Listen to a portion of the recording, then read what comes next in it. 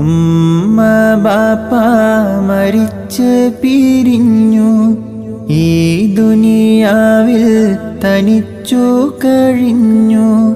അന്യന്റെ വീട്ടിലെ കഞ്ഞിക്കലത്തിൽ, അന്യന്റെ വീട്ടിലെ കഞ്ഞിക്കലത്തിൽ എൻ്റെ ജീവിതം വറ്റു തിരഞ്ഞു. ആട്ടമില്ലൊറ്റപ്പാട്ടിൽ എനിക്ക് ആട്ടും തുപ്പും ഞാൻ വാങ്ങി മുറയ്ക്ക്.